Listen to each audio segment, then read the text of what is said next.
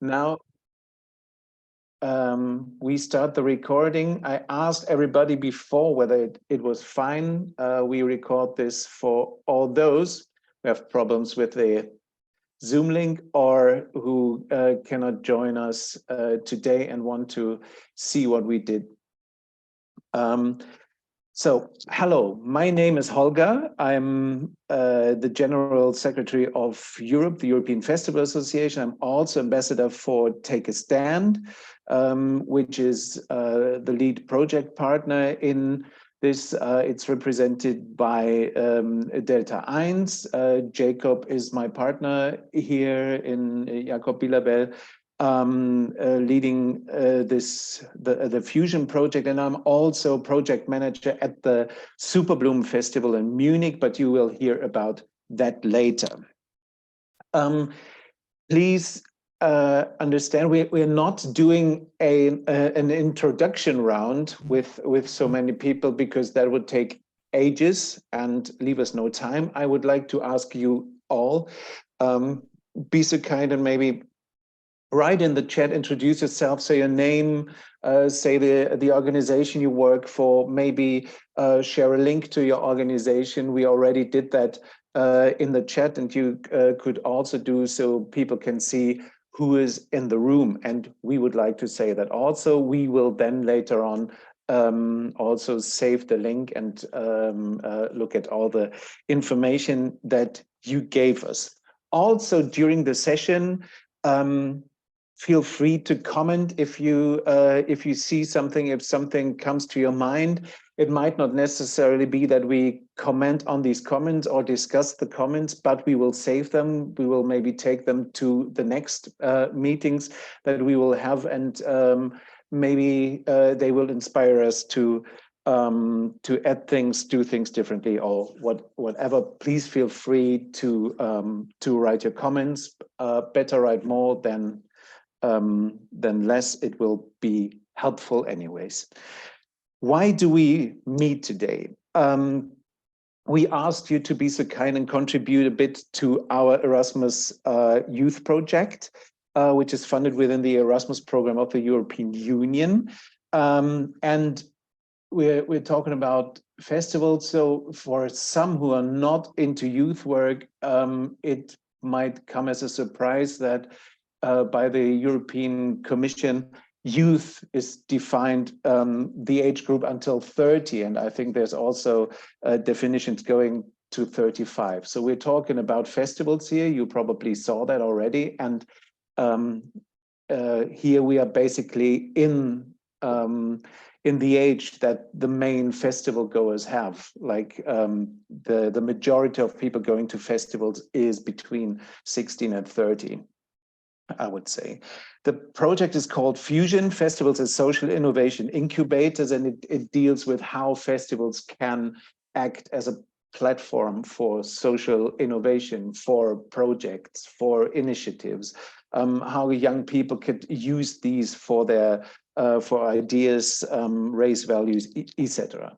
It is run by 6 organizations from 6 European countries, which are / from Spain, which are supporting youth and are promoting values. There's Canis Consulting from the UK. We're very happy to have a UK partner still in a European project. It is the last call that was possible, but we are happy to have them there about web design and education. There's Istanbul Economic Research from Turkey, who are about research and youth.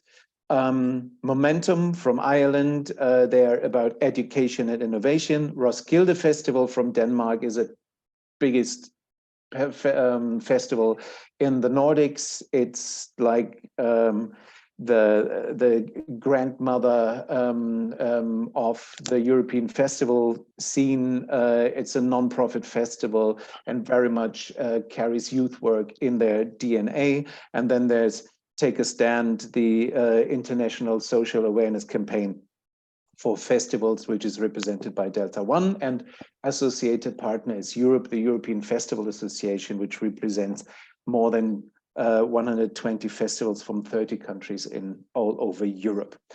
The project will have three main outputs. The first output is an inspirational guide on social innovation at festivals, and our project partners Niels from Roskilde and Monse from Backslash will tell you later on about that. That will be the second program point after my introduction.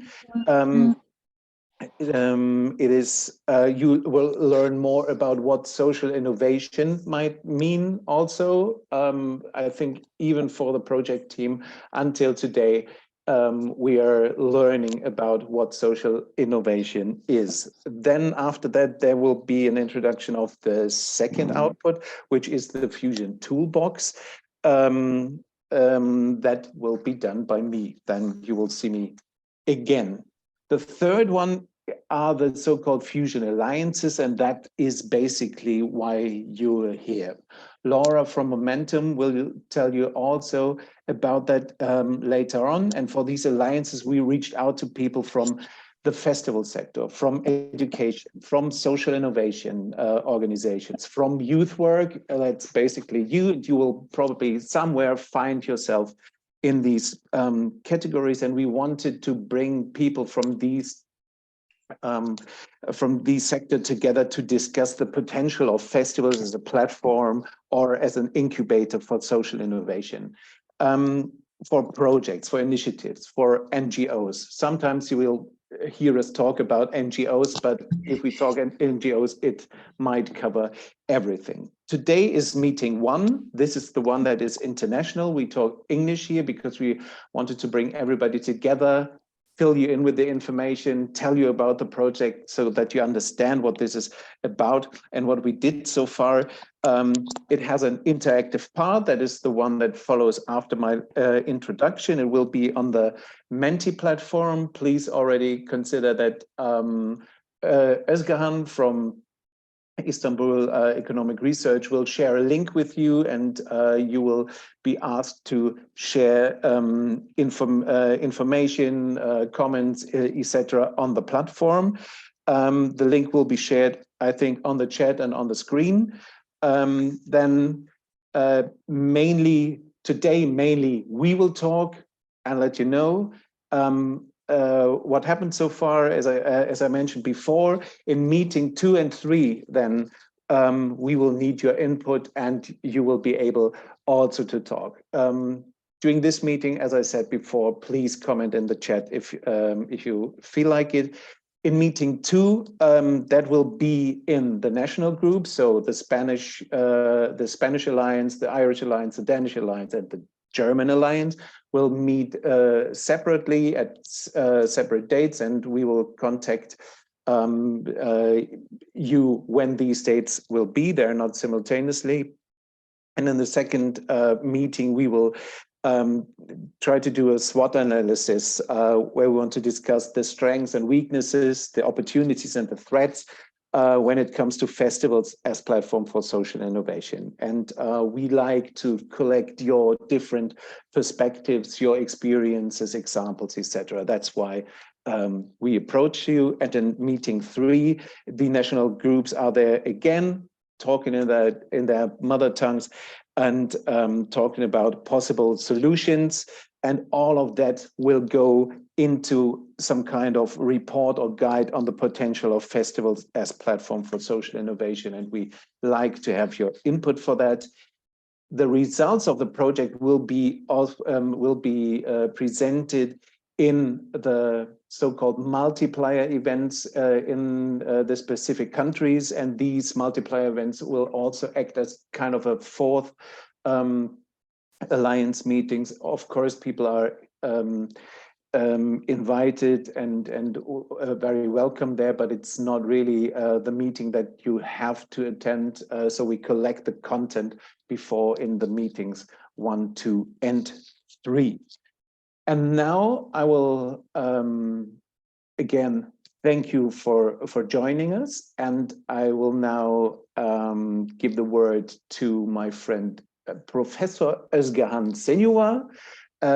He's in Ankara joining us, and basically when the two of us met, that was kind of the starting point for this. I met Özcan at a conference about youth work, and I was there as some kind of alien from the festival sector, and we connected and exchanged about how festivals could be good for youth work, and he will tell you more about himself. So please take the word, Özcan, and thank you everybody again for joining us. Thank you, Holger, and hello everybody. Yes, I am in Ankara, but don't be confused. The name of the organization I'm working with is called Istanbul Economics Research. But as you can imagine, not everybody in Turkey is from Istanbul. And a little bit of advice, we don't like Istanbul that much. So next time you meet with a Turkish, don't immediately assume we are from Istanbul. It's a nice city to visit, but not so nice to live in. I am going to be using Mentimeter as my presentation, and from time to time, I will ask you to join me to share your opinions. And there is a link I put there. You can click on that. Or if you're going to use double screen or use your phone, please feel free to use the code. And okay, this is not it. Which screen do you see? Because I'm using two screens now. Is it just a black screen? Yes. Okay, no problem. I tested everything before, so it should be okay. Okay, which one do you see? Fusion Alliances, right? Yep. Good. So all you need to do is go to menti.com and you can put in this code. And the code is, wait, it will come. Olga, can you tell me the code? 69859426. This is also a learning issue, because when I started using Menti, I was using only 4. The codes were 4 digits, and now it's 8 digits. So it kind of tells you how much Menti became popular for online events. And when you log in, just for us to see you are there, click on the heart or the question mark. By the way, if you do not want to participate in the exercises, but just want to see the slides, it's okay. You don't have to log in, because I will be sharing the screen anyways. But it would be nice for you to share your opinion, and we can do this exercise together. Okay, when it's 24, I move on. While you are logging in, basically, let me tell you about myself. Okay, yes, I'm an academic. I work in a university in European studies, but I come from youth work. I come from voluntary work camp organizations, and then I was involved with European exchanges, cultural learning, intercultural learning, and organization of different activities, education and evaluation. I used to be a member of the pool of European youth researchers, and I work on European platform on learning mobility. And this pool of European youth researchers and European platform on learning mobility, please do check them. If you're an NGO, you might be benefiting from their activities and participate. And if you are part of the festival world, you can download and use a lot of sources. But the most important piece of information about me is I have never been in a music festival. And this was one of the reasons why this project was created, because Holger was on a mission from God, just like Blues Brothers, to finally take me to a music festival, but Corona happened.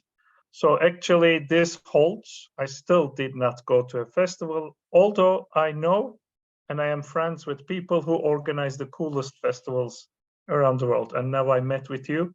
So it's a difficult situation for you. So to me, who's someone who has never been to a festival, how would you describe festivals in 3 words? Let's try to see if what I'm imagining is the reality, or when we say festivals, do we all think the same things? So help me here and please share, what do you mean?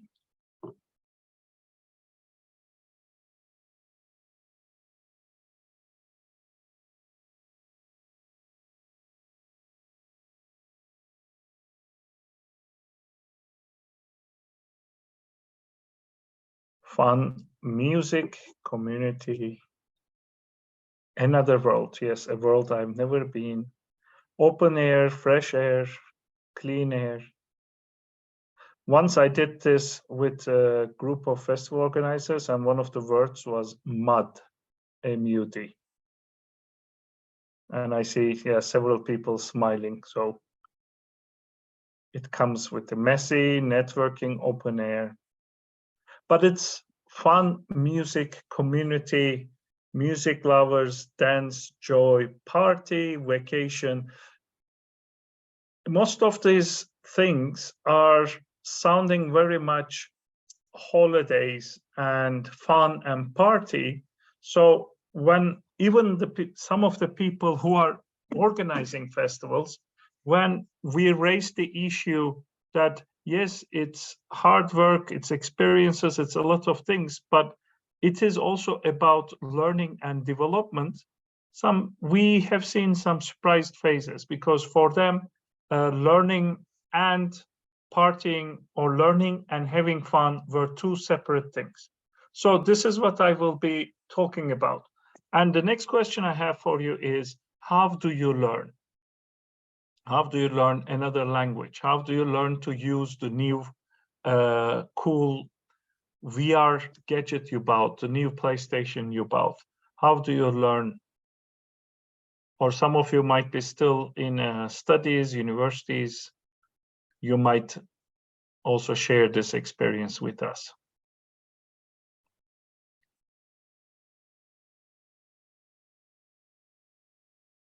I just recently was learning a complete new language, so it's very fresh in my mind, some of these things. Nice.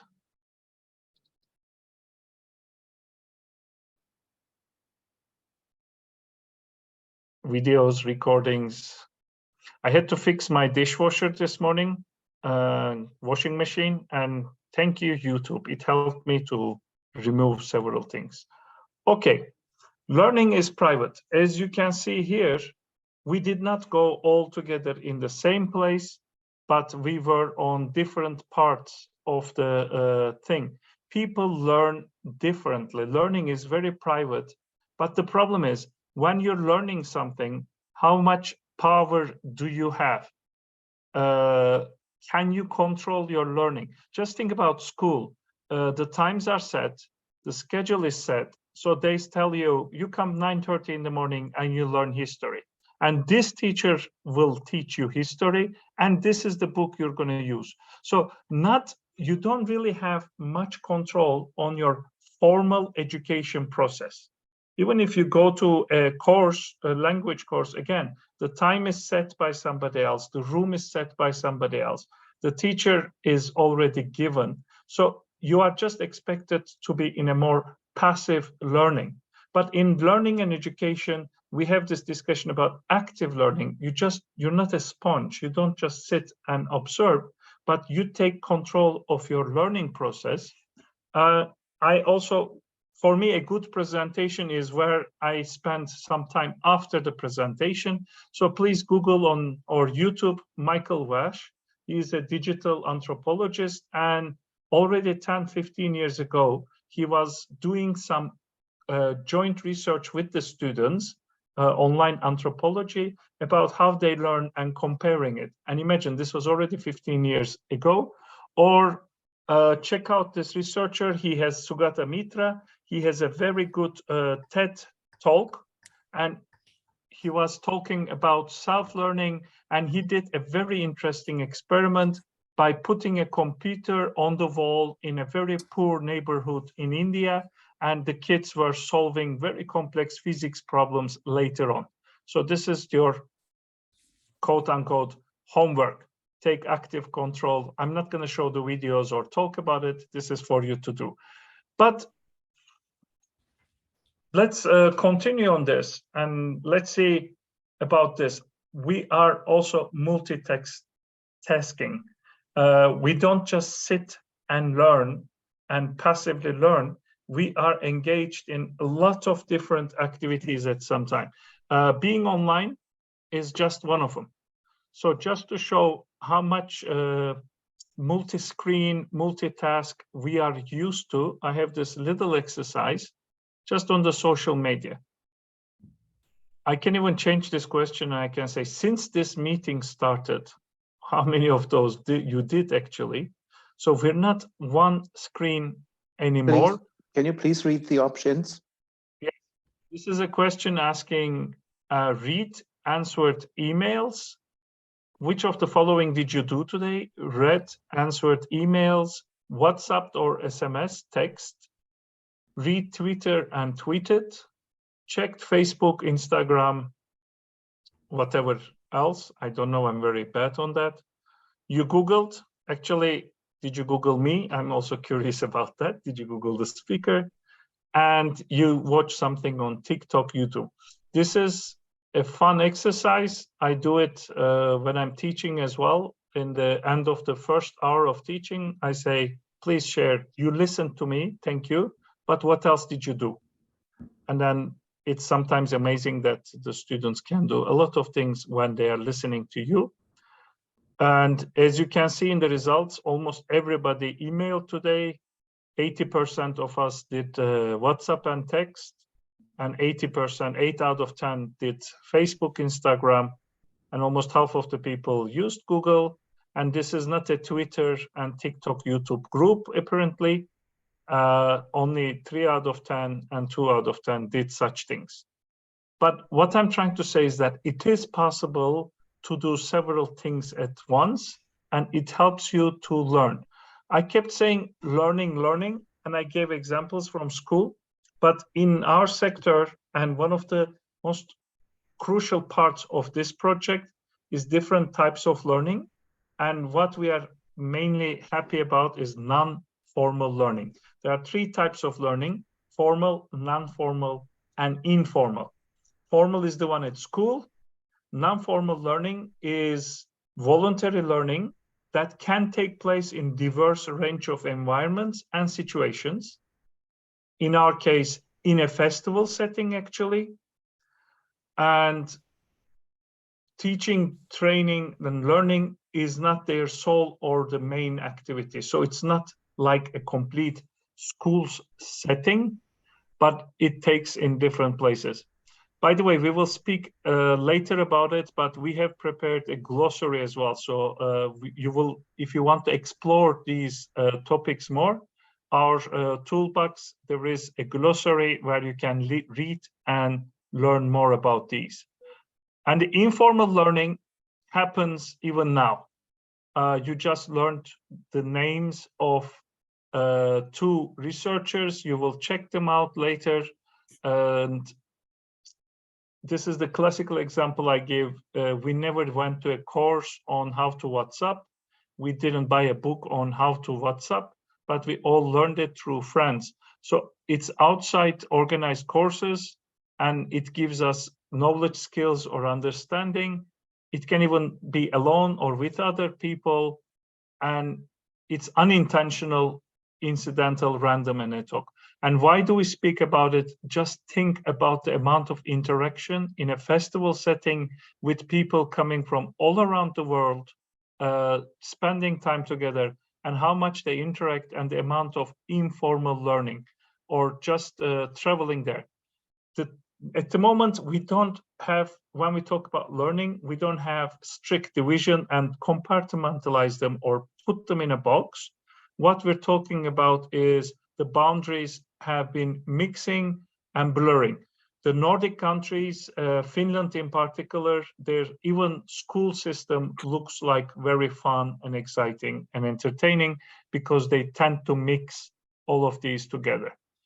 Now, I kept saying learning, and the main message is you can learn in a festival, having fun, partying, and listening music is not a separate category than learning. But the point is, I would like to take you one step more and introduce or remind you the term competences. This is what the European Commission and this is what the youth work is generally using, because when we speak about learning, people tend to immediately think about learning of knowledge. So you learn facts, but actually what we talk about is competence development. So the real message we have is festivals are ideal learning opportunities to develop your competences. How do we simply describe competence? Is basically, it's like a triangle. It's the knowledge, what you know, the brain, the skills, what you can do, your hand, and the attitudes. What is your attitude, your feelings when you are doing this, your heart. So just think about people working in service industry or in an NGO. They can come, do they smile? Are they supportive of people? Those are the attitudes. Do you do it with a positive, supportive, encouraging attitude, or are you patronizing? Brain, hands, and the heart. This is competence development. And our message, once again, is your projects in the festival will aim at developing the competences of participants. Now, the European Commission has identified key competences that we keep developing throughout the life. This is the communication in mother tongue and communication in foreign languages, mathematical competence and competences in science and technology, digital competences, learning to learn, social and civic competences, sense of initiative and entrepreneurship, and cultural awareness and expression. These are the official key competences for lifelong learning for the European Commission. And the message is, through our projects, we will organize within the festival settings, not necessarily in the festival those 3 days, but throughout the whole festival cycle, we can contribute to the development of these competences. Yes, and why did we have this? The scientific background of it is from the book, The Idiot Brain, by the neuroscientist Dean Burnett. And his main argument is how we learn things goes to different boxes. We form different memories in our mind. If maybe you have seen the animated movie Inside Out, about this teenage girl moving in America from one city to another and what's going on in her brain. This is basically a very good, accurate representation of this point. And there are 3 types of memories. And if you're interested, again, this is your further research homework. This is the professor in me ruining everything. But practically, the argument is how and when you learn things will affect which box they will go in your brain, and you will remember them. So just think about traveling. In your geography classes, they tell us, I don't know, Paris is the capital of France, and the Eiffel Tower is in Paris. And then we learn so much information about it. And people tend to forget this over time. But imagine you did a school trip or with your partner, a romantic weekend in Paris, and you ate ice cream near Eiffel Tower. That goes to your episodic memory, personal memory, and people tend to remember these for a very longer time. Why we are spending so much time about it is that developing the competences in a fun and challenging environment such a festival will help these what is being learned to remain longer and be excessive. So it's not only a place for developing competences, we argue that it is a very good place to develop competences. I'm hearing myself and I don't like it. Kara, your microphone is on. So now I'm asking you, because if you are from the festival scene and organizing festivals, very nice. If not, and if you are not like me, you must have been to a festival or you did go to a festival. Just think about it. even with a project or without a project, how do festivals, or if they contribute, Kara, can I? Oh, yes, thank you. If they contribute to the development of these competences. And communication in the mother tongue is there, but the most popular is cultural awareness and expression. Almost everybody ticked on that. Sense of initiative and entrepreneurship is there. Social and civic competences is very high. Learning to learn is 3.7 out of 10. Digital is low. Mathematical competence is very low. Communication in foreign languages and communication in mother tongue are getting high. This is not surprising. And when I did the same exercise with the festival organizers, the result was more or less the same. And this is a good starting point for designing your projects as well. But I think you're underestimating festivals as learning opportunities, because mathematical competence and science and technology was always coming out low. And I will drop you because we did another exercise and project, but just think about traveling to another country, the costs of it, budgeting, calculating. If you have to exchange now, yes, there is the euro, but I can see most of us are not very young. So we remember in our mind, we had to constantly convert from, I don't know, German marks to French francs, or if you come to Turkey, Turkish liras to, I don't know, Danish kroners. If you go to Roskilde, then you have to convert and constantly multiply. But also, it's not only about multiplying, but it's also budgeting, calculation of spending, how much money you will have. Or science and technology, just imagine the amount of science and technology in a festival, all the sound, the checking in, using electronic bracelets. And if you do a project about sound equipment, light equipment, and other things. So even mathematical competences and science and technology is part of a festival experience. But this is already happening. And what we are asking, what we are encouraging, what we know is through the projects you will create, you will be able to contribute to the competence development of the participants in a much more efficient and better way, and create a difference, actually. So, yes, I kept always promoting the upside of it. And yes, festivals offer a safe environment to do it, but we have to think about potential threats and challenges. Festivals are paid events most of the time, so you are working with an exclusive clientele who can afford to get in and to travel. And you also can cooperate with different organizations. This is a possibility of Zusammenarbeiten. I was very amazed when I learned from our German partners that cooperation in German literally translates as working together. So festivals offer the opportunity of working together. However, it also has the risk of enforced stereotypes, especially young people are often portrayed as irresponsible, carefree, not caring about the issues, although all the evidence shows that young people are more sensitive on a diversity of issues. But festivals on the young people in general are tended to be portrayed through this negative framing that they don't care and they're only interested in partying. And this is a good chance of fighting these stereotypes and creating a difference.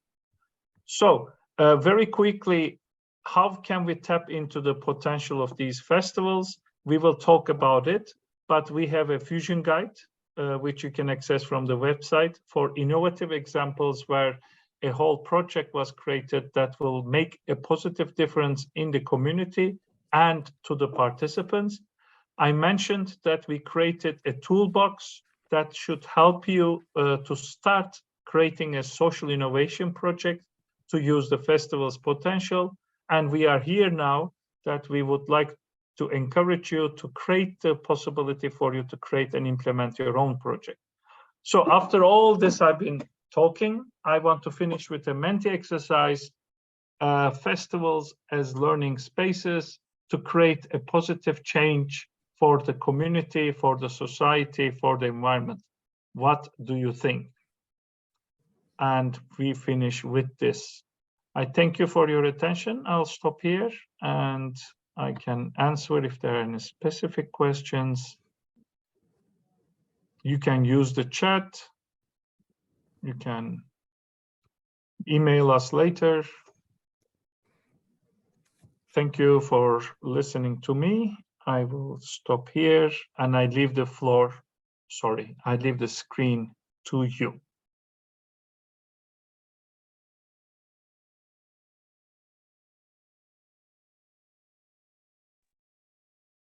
Thank you very much, Özgehan.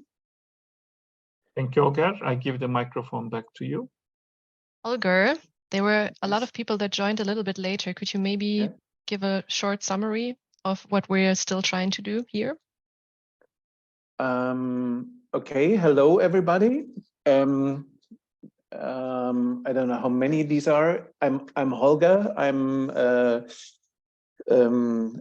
kind of the project lead. We started the session by I was introducing our fusion project. I was talking about who is partner in this project. Was talking about something that Özgehan just mentioned, the outputs that we have. We are creating an inspirational guide. You will hear about that one next. Then the toolbox, you hear about that one after we talked about the guide. And then we are talking about the alliances. And this is the first alliance meeting where we try to pick you up, take you by the hand, show you around what fusion is. And we will then in the meeting 2 talk, make a SWOT analysis in the national alliance meetings. This one is the first one, which is international, to give everybody the same amount of information. And in meeting number 2, we will talk about the strengths, weaknesses, opportunities, and threats as for festivals, as platforms for social innovation projects, NGOs, youth projects, etc. And in meeting number 3, we will talk about potential and possible solutions. Now, after we collect, and still you can send these in, all the results from this we will happily share with you. So Özgehan will give us the presentation with all the inputs afterwards, and we will share these information with you afterwards. So next one, if Özgehan, if you could be so nice and close the screen. Thank you very much. Again, thank you very much, everybody, for joining. I will quickly give the word over to Montse from Backslash in Spain, and Niels from Roskilde, talking about the inspirational guide of social innovation at festivals. Thank you, Holger. I will share my screen with you. Okay. Can you see it? Yes. Okay. Yes. So, as Holger said, I'm Montse from Backslash from Spain, and I will talk you about a bit of the power of social innovation and the young participation. I will do it like a quick introduction for the next part for the guide that Niels will talk about. First of all, I want to explain you the concept of social innovation that consists of a set of strategies aimed at generating ideas and projects to tackle structural problems. And the social innovation happens every day and everywhere. So having this in mind, we need to look the to look at the capacity to foster key competencies, as my colleague say before, among the young people, so they can have the necessary tools to be part of this, so be the key player of social innovation. As you know, today youth is leading the different movements for women's rights, LGBT, and many others. So they need these competencies to implement these movements. It's especially important to highlight the action of social innovation in these following key competencies that we talked before, and you can see in the screen, like cultural awareness and expression, multilingual, citizenship, entrepreneurship, and so on. With this in mind, we think that the festivals are perfect for bringing together people who might not meet in other contexts, and also have the power to create spaces where participants can generate shared values and their own reflections, common identity, and so on. So social innovation in festivals for us is a function most strongly as a value-based learning and practice. And about participation, contrary to what one might think, participation is not a simple process as raising your voice. There are different forms of participation depending on the degree of involvement of the person in the process itself. And we can generate in the festivals and in other spaces, we can generate spaces for participation where young people are all involved in one phase of the project, or we can put young people on the forefront and have them generate the project from the start. These will be two extreme examples, but there are a lot of options between them, and we can try to use the most common, the most appropriate for our festival or our youngsters or whatever. So social innovation directed to young people by putting young in the center of the action is one of the most powerful tools to promote youth real participation in the action itself in society. Also serves as an educational tool for promoting active participation and social involvement in real social issues that are occurring, as well as an empowerment tool to promote individual community actions to solve them. So we think that festivals can be perfect opportunity to participate and change the world. And I let you with Niels that will give you some example of this kind of festival work. Let me close this. Okay. Thank you, Montse. Thank you, Montse. I think I'm going to try to share as well.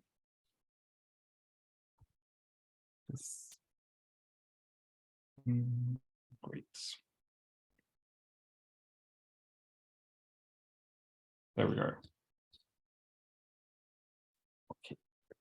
Thanks again, Montse, for introducing us. I'm Nils, and I work as a project manager for the Roskilde Festival Group. And together with my colleague Cara Djurhus, our head of philanthropy at Roskilde, and obviously Christian, he's here as well, and of course Mons and Christina from Backslash, I've worked together on this this first output, or our fusion guide.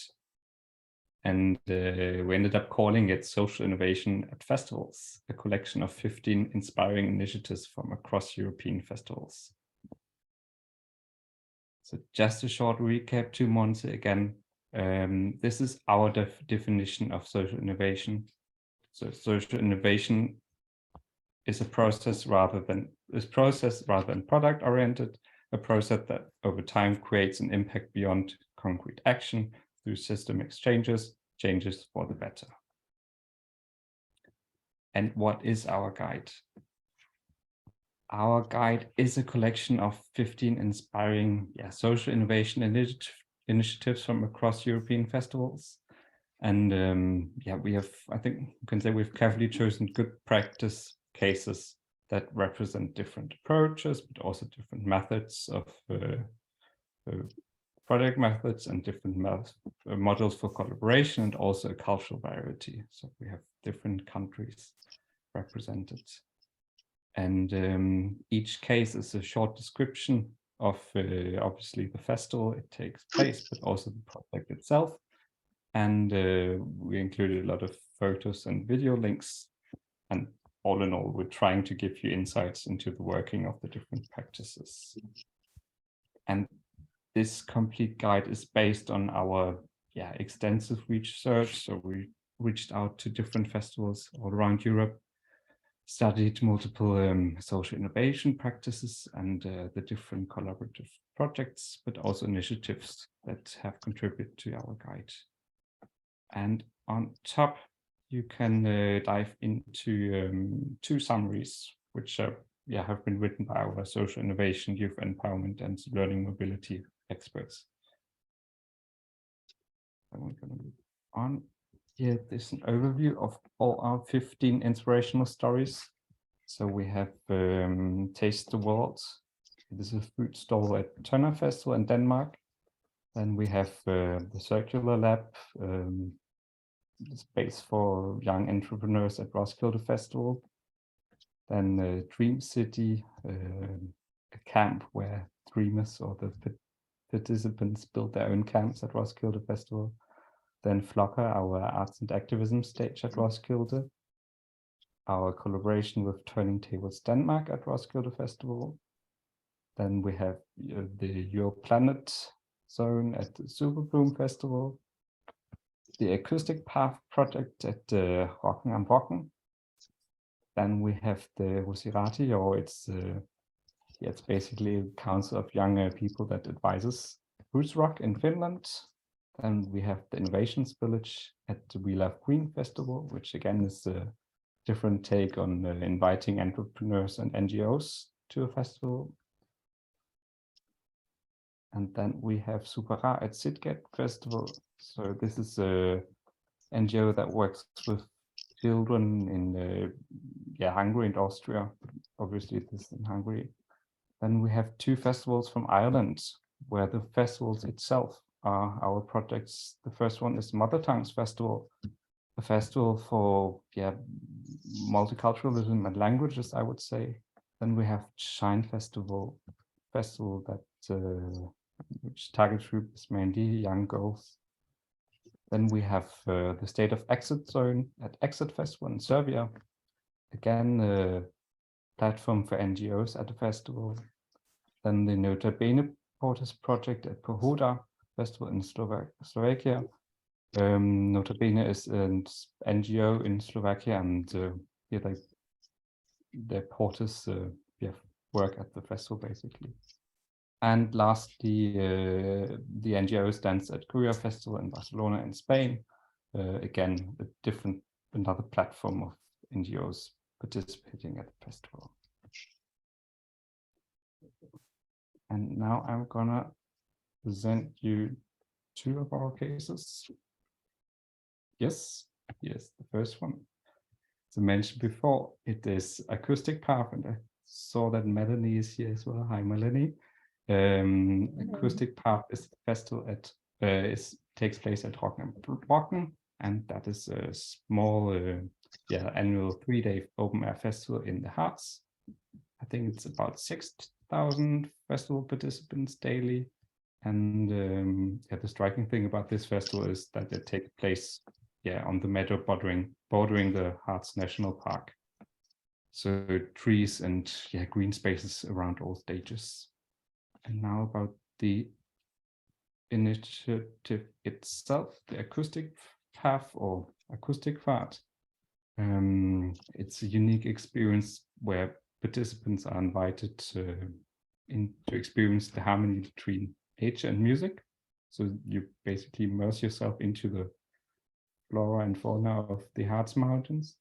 And in smaller groups, the festival guests walk along streams and trees and are guided by a ranger into the wilderness, and then experience different stops where acoustic sets take place. So actual concerts out in the national park.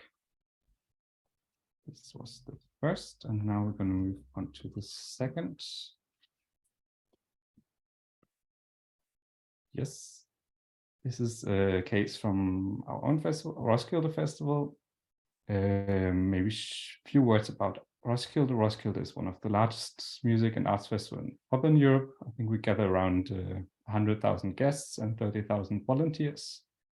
And yeah, it's a very diverse and progressive music and arts and activism program. And each year we work together with a wide range of NGO partners as part of our arts and activism program. And here Flogger comes into place because Flogger is the project where we link young activism with creative and artistic engagement methods. And it's all about supporting the organizations of young activists participating to reach and mobilize even more young people.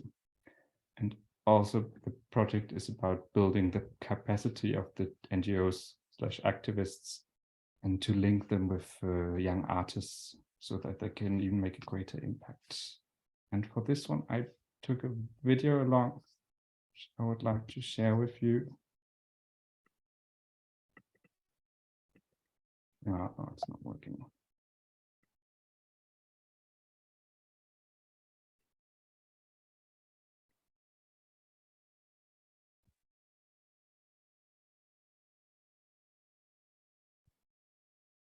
Laura, can you maybe help me out? What are you trying to do, sorry? I'm trying to, I think my computer's a bit slow because it works Maybe now. your internet. There you go.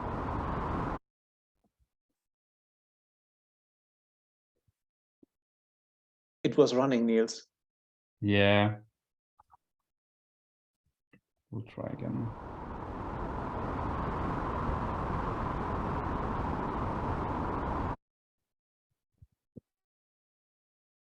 Leave it like that. Yeah, great.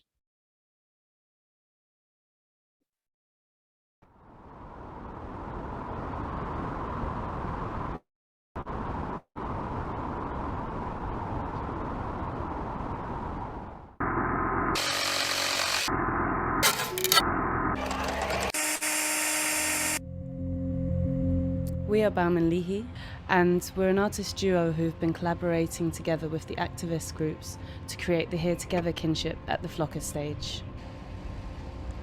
Artists and activists are very similar in that they are both trying to express something that they care very deeply about.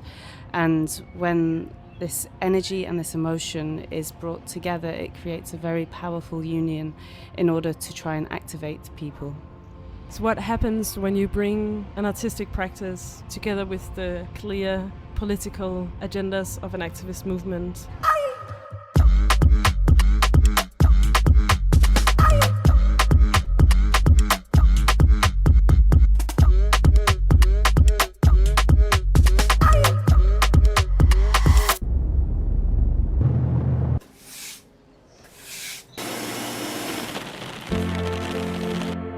Jeg hedder Malaika, og jeg er en del af den grønne ungdomsbevægelse. Så vi vil gerne ligesom ud til ungdommen og have ungdommen med på vognen. Både i forhold til at give unge en stemme, men også at give unge et fællesskab. Fordi vi ved, at der er mange, der er klimabekymrede og ikke rigtig ved, hvad de skal gøre til hverdag.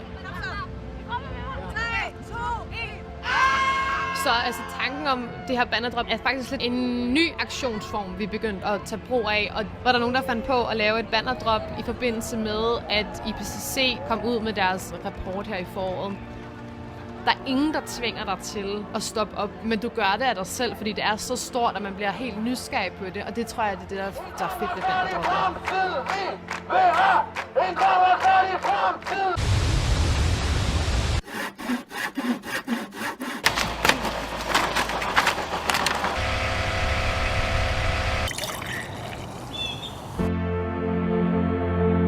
hedder Isabel, og jeg kommer fra Fridays for Future Danmark. Og Fridays for Future, det er en international ungdomsbevægelse, der kæmper for klimahandling og klimaretfærdighed. Det synes vi er noget af det allermest vigtige og essentielle ved klimakrisen. Det er det klimaretfærdige perspektiv. Med den her aktion vil vi forsøge at sætte fokus på klimaretfærdighed på den her festival. Det vil vi gøre visuelt ved at have gaffatape for munden, have håndjern på og stå i helt sort tøj.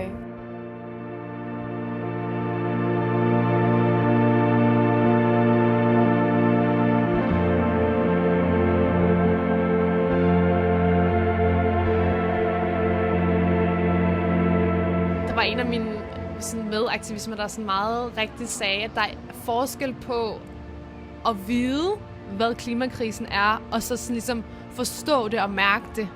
Og det synes jeg bare var ret smukt.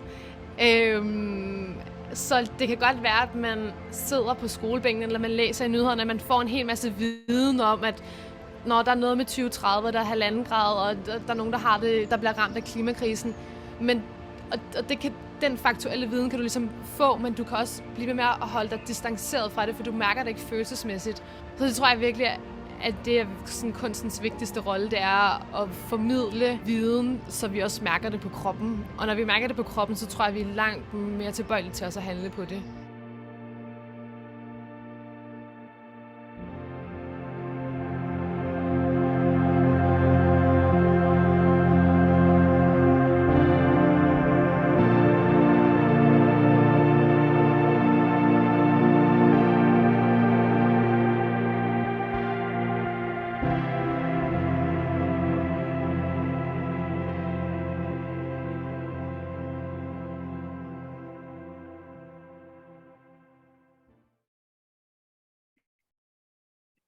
Yes, that was our short presentation of the guide and our take on social innovation. You can find both the complete guide and all the given cases on our website very soon, I think. And of course, if you have any questions or comments or would like to know more, you can reach out to us all of the I1 of the Fusion Guide team. The mail addresses are below here. And that was it for me. Thank you so much for listening. Thank you, Niels. Thank you very much. Yes, the guide will be, it's the last finishing touches. We're just moving around a couple of logos and then it's ready to go up. You will be able to get the whole guide. You will be able to get all the single cases and examples for you to work with and to download. And I will share my screen now and tell you about the sorry, multitasking can talk and starting a presentation at the same time is a real challenge for me. So I will talk to you about the toolbox that we have been creating and also combining it with our case at Superbloom Festival, which is one of the cases also because I am the project manager for the Your Planet area there, and this Your Planet is one of the cases. So the first Superbloom took place in Munich and the Olympic Park and the Olympic Stadium. You see a picture of the main stage here, which is in the Olympic Stadium. It took place for the first time. It was sold out with 50,000 participants. And the thing about the festival is it has 50% musical and 50% non-musical program. We're preparing the stages and these experience areas, how we call it, at the moment. And I am part of the experience team running the Your Planet project. Sorry, this Zoom thing is in my way. I cannot see what I what I've put there. So it's the forum for positive action and social. There's an E that doesn't belong there. Responsibility. We have an interactive playground. That's what we call it, for project initiatives around topics. The many topics. Monza referred to them already. To some of them: climate action, environment, nature, inclusion, human rights, social interaction, racism, but it's more anti-racism, of course. Integration, etc., etc. You see here, I don't want to name them all. We have a big variety of organizations there.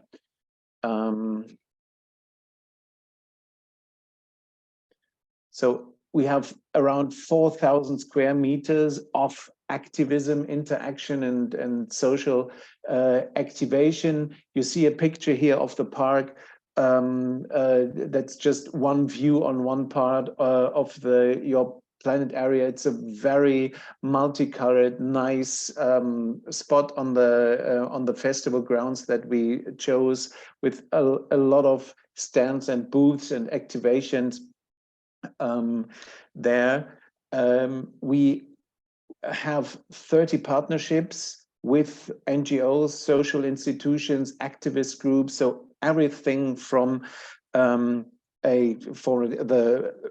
female initiative called Slut Walk to I don't know the real English expression. So it's the federal officer for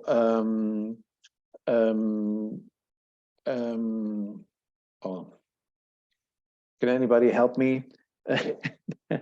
Bundesbeauftragte für Belange für Menschen mit Behinderung. Yeah, yeah. So a lot of big federal institutions also, and activist groups who don't even have like a legal body. So it's just a private group of activists, for example. We run a call, ask them to submit their application, whether they want, what they want to do, what they are standing for, give us information, how they want to activate the audience, etc. We have a stage where we run panels, discussions, presentations, live podcasts on the subjects that I just mentioned. Also nicely put together with lots of love. We are on the stage, we are talking about the challenges, the hopes, and the better world that we want to create. Some talks are serious, some are more funny, but we try to have a big variety of topics in there. We are presenting also inclusion projects and active awareness raising. On the photos here, you can see Judith, who just contributed. She's one of my team members at Superbloom Festival. On the left-hand side, you can see her playing a game called Showdown, which is something was brought us by the Bavarian Association of Blind People, who have this, who play that. It's you play it with a ball that creates a sound, and people with viewing disabilities, of course, don't have to do that, but it is for the people who don't have these disabilities, who are blindfolded, and then play this together with professional blind people who play against each other, and we can learn how they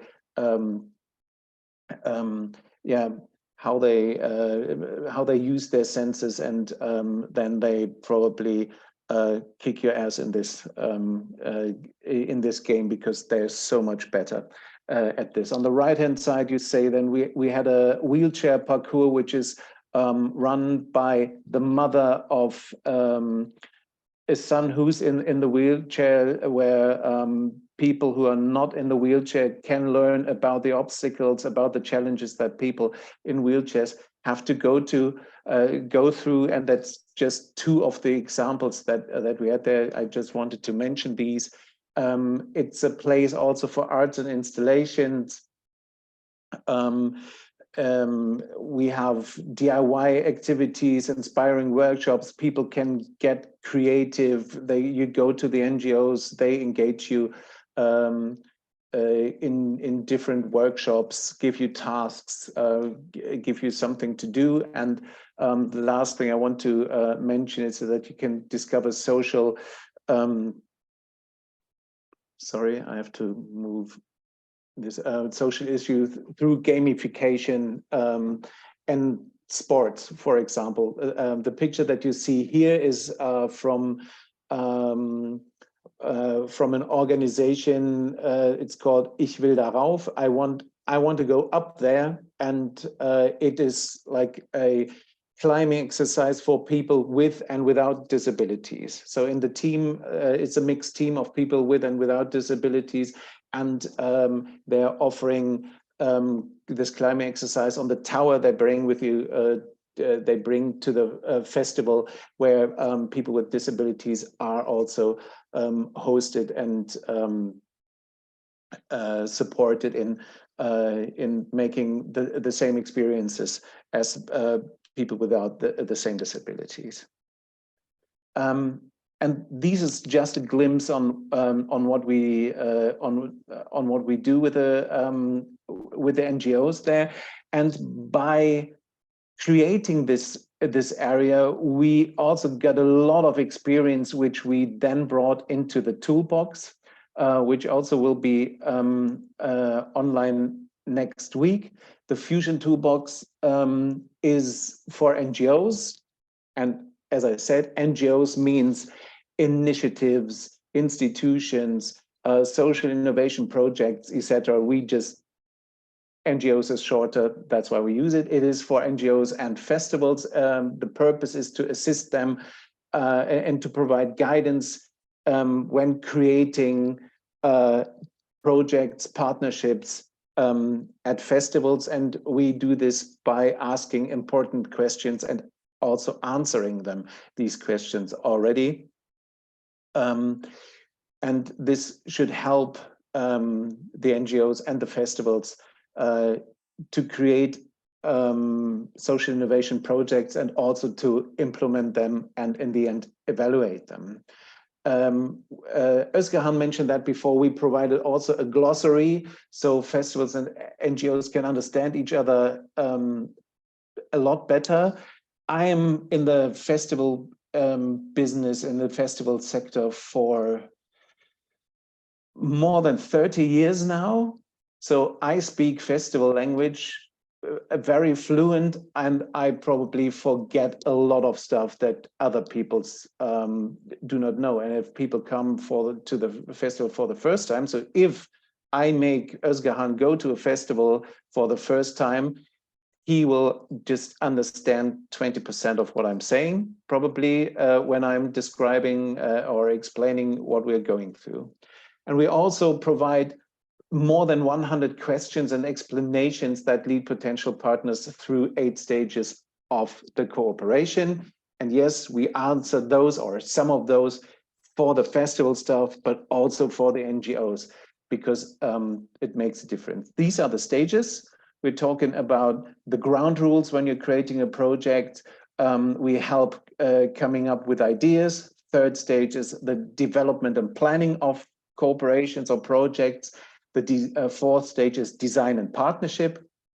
5th stage is reaching out and communication between the partners, but also beyond. Stage 6 is budgeting and finances. Of course, if you never have done that, you need to take care of a lot of stuff that you might not think about in the first place. Stage number 7 is implementation, and stage 8 is evaluation, assessment, and follow-up projects. Yesterday, I just took a couple of examples from the toolbox. This is from the glossary. For example, it's AAA or AA, access all areas. It describes some kind of passport. That's what everybody wants and not everybody gets. People with an AAA pass can enter all zones at the festival. AA is all areas and AAA is access all areas, for examples. These are the passes that you should not directly ask for because otherwise people would think you're greedy. And this basically is Judith's Superbloom all areas pass. She got it for her first Superbloom festival. Front of house, for example, there's two, or FOH for people. There's two explanations. It's the area that's the public or the area for the ticket holders, which is not the backstage, which you can see here, but front of house also is the tower or the place at the concert where the mixing desk is at the front of house tower or the front of house place. That's where the sound and the lighting consoles control places are. Then we're talking in the stage one, talking about the ground rules. We explain the educational element. We heard about that a lot, so I will not go into the little description we have here. You can check that then in the toolbox. But I can show you here. This is from our friend Sebastian from the Electric Hotel.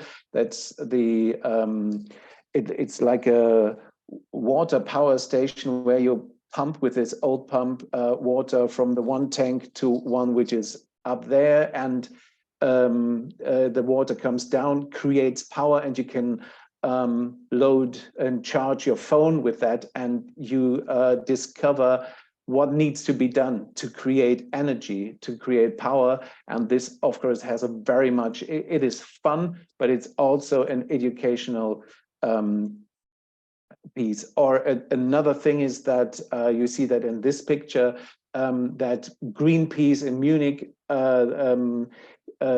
created a game where you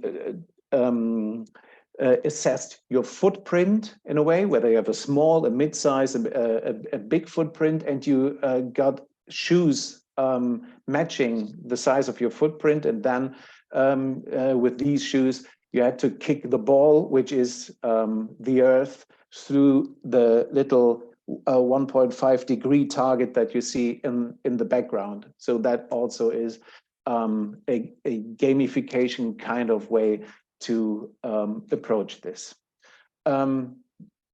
This is from stage 3, development and planning. Here's a question: when is the best time to approach a festival? You see, we have an answer for the festivals, we have an answer for the NGOs.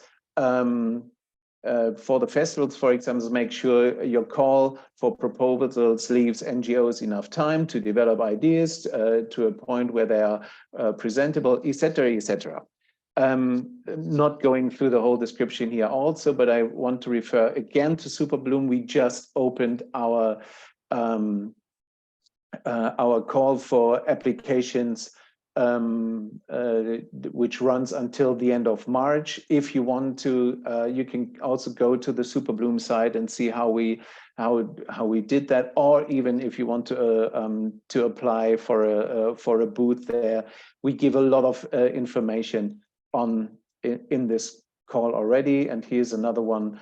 For example, do you have all required legal documents? Then festivals, of course, know about the legal documents that you need to present something at the festivals. For NGOs, we describe what you need. For example, I talked about the Electric Hotel. Here you see the tower, Sebastian's tower again. And of course, you cannot just build something like that and run it. Maybe in some countries you can, in others you can't. Germany is very German, and that's why you need legal documents to prove the statics are okay, etc. And Sebastian is here in the meeting also, you can see if you go to Google the Electric Hotel, you will find more, and Atelier Fleiter, you can find more about that. I'm not going on here, but maybe the last one, this is the last one. Are you aware of the distances you have to travel on a festival site? Also, we answer this for festivals and for NGOs. And sometimes you're not aware of this. This is the Olympic Park on the picture, and you see I indicated where your planet areas. In the stadium on the far side, on the other side of the lake, as you can see, there's the Olympic Stadium where one of the main stages is, and even on the you see another field on the top of the picture. There's the second biggest stage, and to go from place to place, it takes a lot of time. And if you're not experienced in this and don't know the site very well, you might miscalculate times, etc. And we need to assist those who are not familiar with these kinds of things. Here you can see the map of the Super Bloom Festival, also indicating, you can see the distance. You see in the far right corner, there's your planet, and you see that you have to go quite a way to the other stages there. And that was it from me about the toolbox. Oh no, sorry. I just quickly wanted to show, because I created this yesterday before the toolbox was actually sent to us. And here you can see it. It came in. We have to, it's a toolbox, right? We have tools in it. So it's a bit of a construction side, but you see here, we're coming in on the left-hand side, you see the 9 stages. Here, for example, going to stage 4, design, etc. And then you can click through, going to the next one. Do you know about your deadlines? We integrated funny GIFs there, the explanations, etc. Photos, cases, a lot of explanations. You see on the left-hand side, you can see the different areas and the different questions, topics of the questions that we asked. And on top here, you can see the glossary. I just quickly go, just scroll through this, an explanation, and then you go here, you see the AAA, accessible ADA, backstage, barter deal, breakdown, etc. Camping. Just to give you an idea, we have to do some finishing touches, but then it will be online in very short time. A lot of stuff that you have to take in here. Sorry, but we're close to the end. The last one speaking will be Laura, who will tell you a bit more about the alliances. In the next meetings, as I mentioned before, we will let you talk and give your experiences and your ideas, and also give us a bit what you think about this. Laura, please be so kind, take over. Thank you, Holger. Hi, everybody. My name is Laura. As Holger says, I am from Ireland, representing a company called Momentum. And what we really want to push forward as an outcome of this meeting, but also to introduce you to our alliances. So we've asked a lot of questions. We've started a lot of conversations. We know all of you, whether you're in social innovation, education, or festivals, you all have your own challenges that you need to overcome. So that's why we're here, to help you to do that. But what's really important as part of the project is the alliance, which is where we fuse everyone together and where we benefit from the synergies created from that through these alliances. So I'm just going to give you a little quick presentation of what that is very quickly. Then I'm going to go through the website. As Holger said there, we're in a little bit of construction, but I'm just going to give you a brief on where everything is regarding the alliances. So I'm assuming you can see my screen. Holger, can you give me a quick thumbs up? Cool, thank you.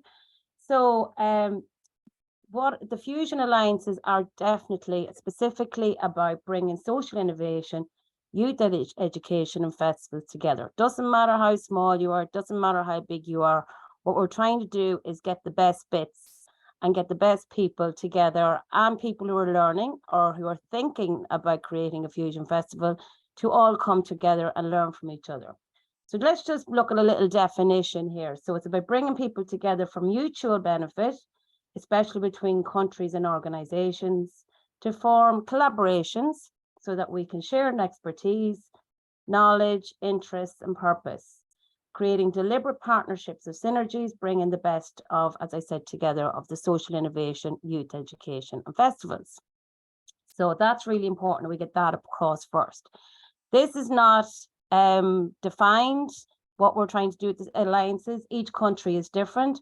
What we're trying to do is create something not new, or we're trying to create something, I suppose, creative is the word. We're trying to create something that suits each country, that's specific to what is the sweet spot in between it all. So it's not exactly structured. We are just trying to create something out of that. So it could be anything.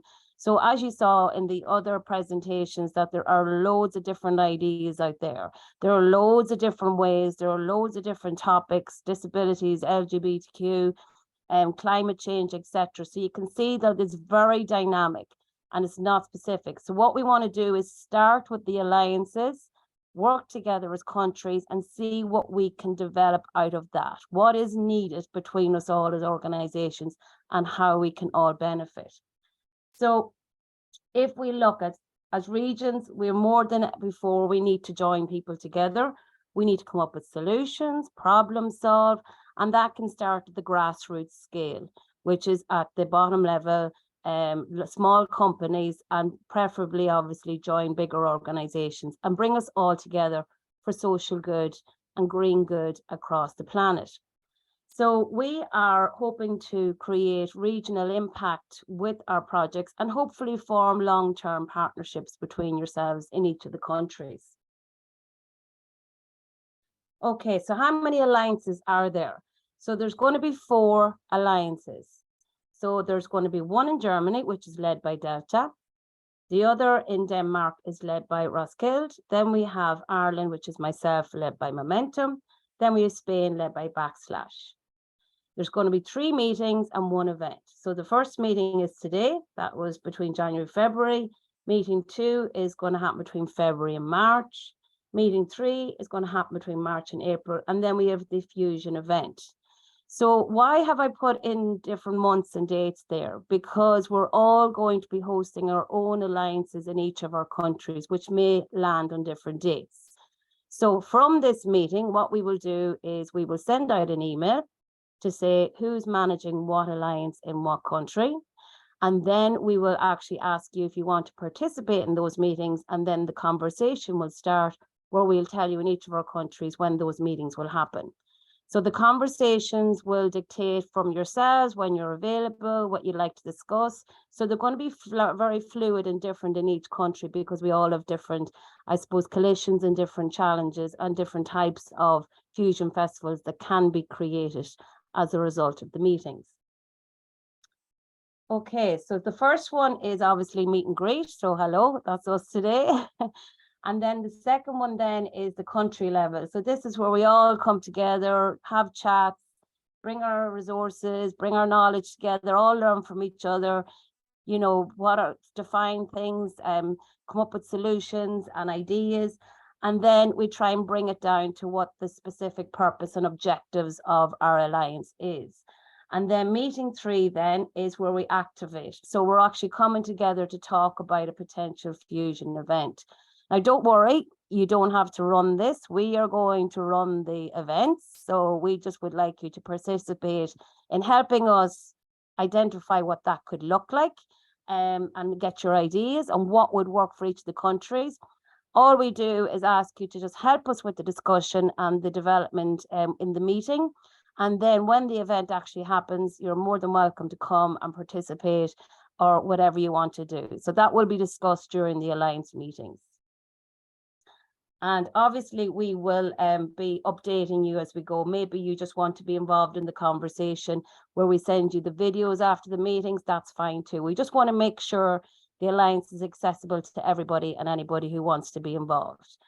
So the meetings are in no way formal, they're very supportive, expertly led, structured, they're informal, informative, collaborative, inspiring, creative, innovative, and valuable.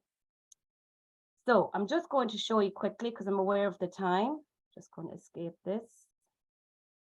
So we're going to go in. This is the Fusion Project official website. We also have a Facebook page. And in each of the sections up here, you will see that we have different things that we're building on. So again, just bear in mind, we have some stuff up there, but it will be completed in the next few months. So if we pop in here, so just want to, do a quick scroll. This is our vision and mission, but I just want to bring you down here if you want to learn more about the people who will be leading the alliances. So there's some more information on who we are and what we do.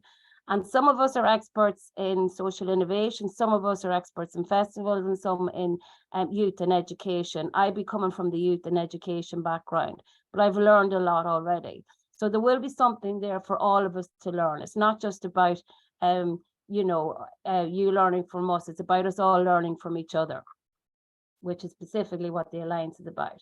So if you go into the Alliances page, it talks about fusion, obviously from this perspective, the power of the alliances, just if you want a quick reminder on what I'm after talking about today.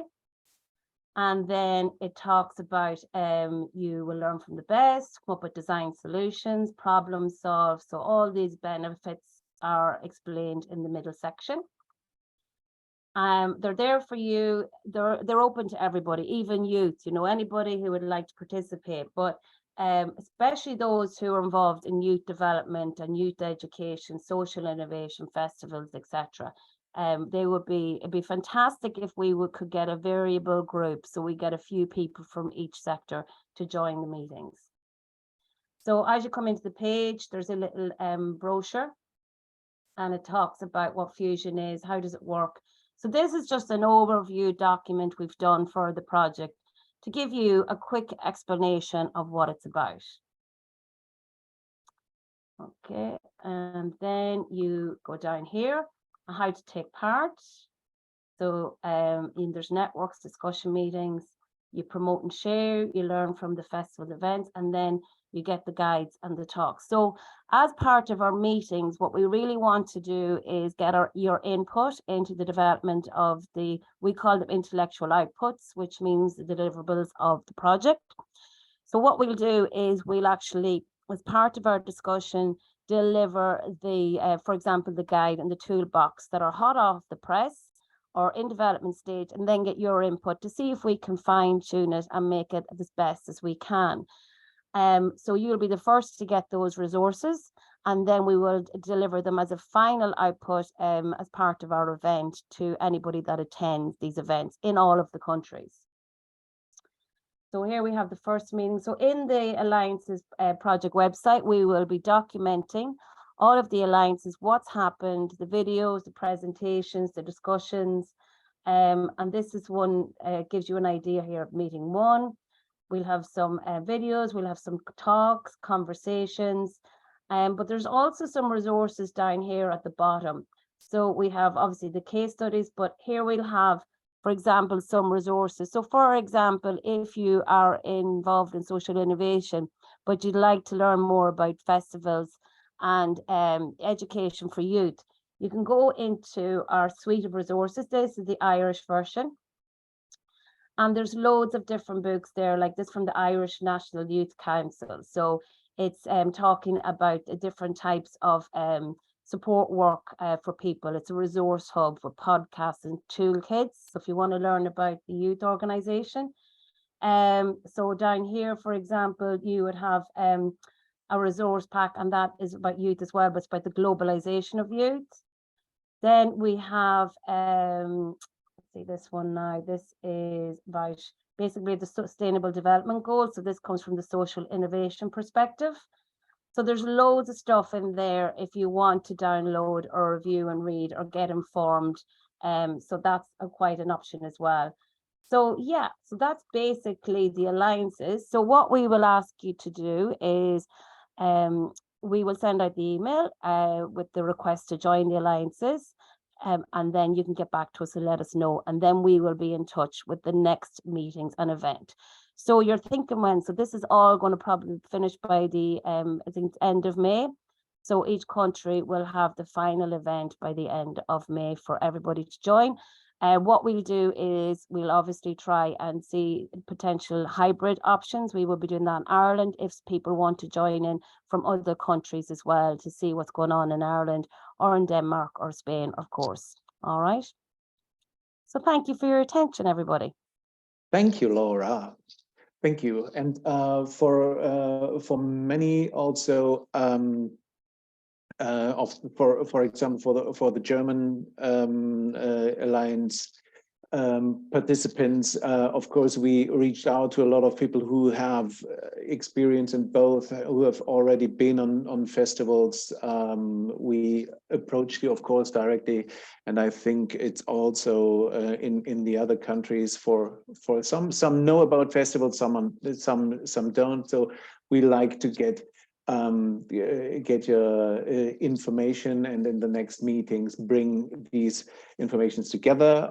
Also, again, we will distill some kind of guide or report on the potential that festivals have to present social innovation here. I think so. We the national leads for the alliances will approach you guys, so they Roskilde will approach the Danish, we will approach the German, etc., etc. Of course, you know how this works. We approached you for Germany, for example, in the first place. You will then continue talk to those you know already, and we will send you the invitations for the respective second and third events. And I think that's enough input for everybody. Thank you very much that so many of you stayed until the end. Really a lot of stuff, but also for us seeing this all piled up, it is very good stuff, I think. And hopefully you can also use it, and you can also contribute some more so that we get it even rounder.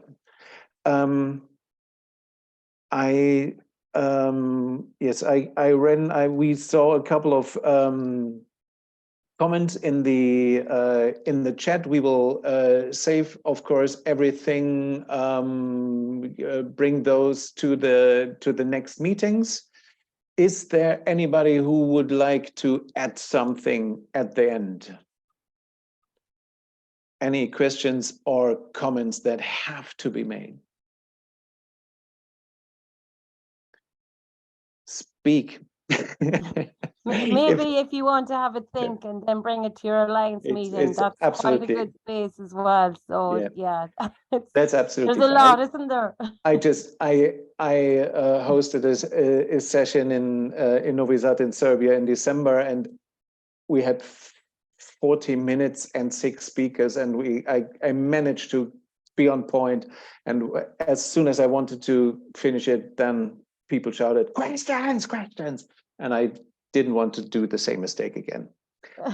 So thank you very much, everybody, for joining us, and see you at the National Alliance meetings. I'm very much looking forward to talking to at least to the German bunch. Thank you. Bye-bye. Thanks for joining us. Thank you all. Bye. Thank you. Bye, everyone. Can the partners stay, Thank you, please, just for a everyone. second, Max? Yes. Yes. Yeah, thank you. Jochen. Thank you. Tschö. Thank you. Doppelexperte.